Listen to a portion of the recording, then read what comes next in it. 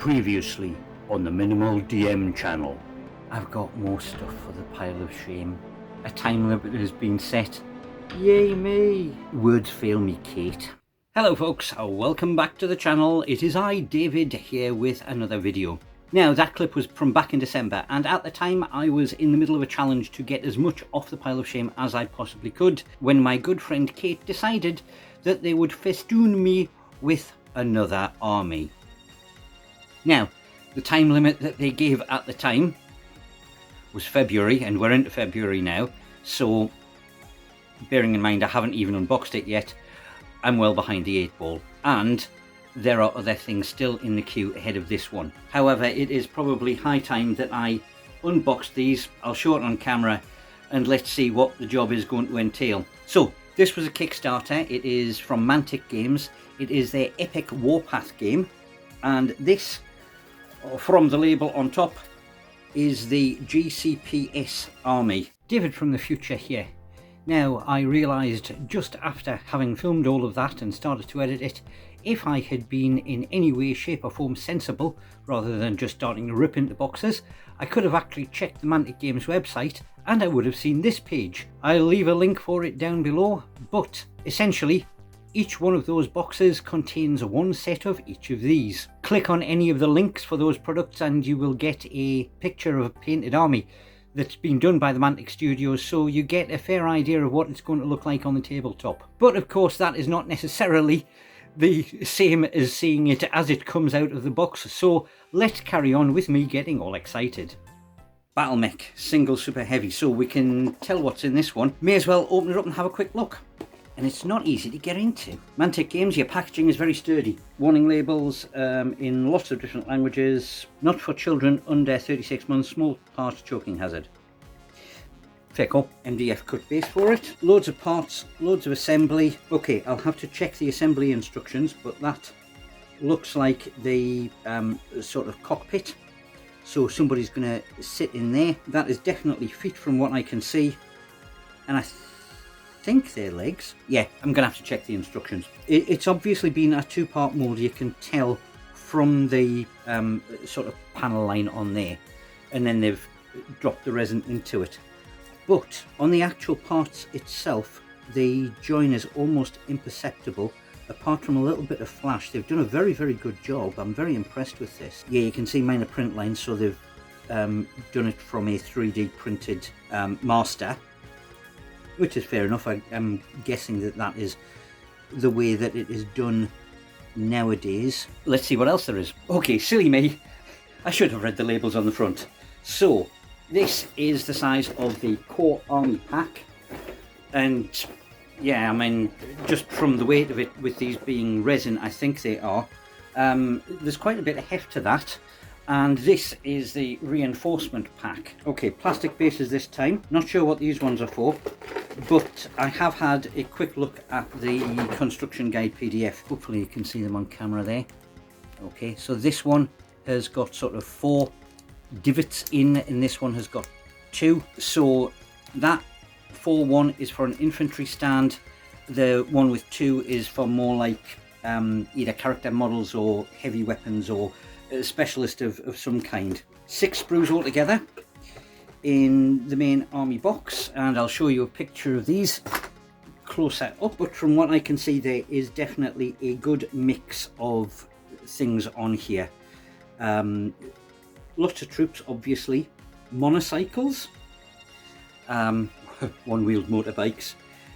These look as if they are grav tanks of some kind. I think it's a Lancer, and there is a truck, I believe that's called a mule, war walker of some kind. So yeah, scale is looking sort of like 10 mil, I'm guessing. Certainly back in the day I didn't have too much of a problem with doing epic armies in 6 mil scale for Adeptus Titanicus and Space Marine. So I am not too worried about doing these. So it should be a nice fast little job, hopefully. I think these are going to, in the same way that I did with the epic forces for Space Marine, these are going to lend themselves quite nicely to an undercoat, a dry brush, and then back in the day I would have used an ink. I may try the contrast paints on these, you know. So they are all the same.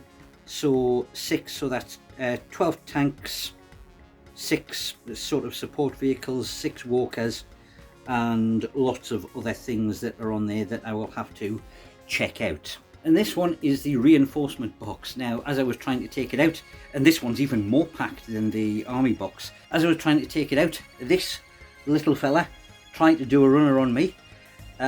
From the look of it, he's got a pistol and a power fist, so I am assuming that that is either a leader or character model of some form of description, but he is not going to escape. Pull some of the bases out of the way. Oh, now they almost look like flying stands. More walkers. These look like they've got riot shields. Maybe these are close combat ones. More troops of some form of description. Yeah, so rather than being on the sprues, there's an awful lot of them that have been unsprued and bagged, which is a pain because I was actually hoping to sort of do all of the undercoating and things like that actually on the sprue. It does save time.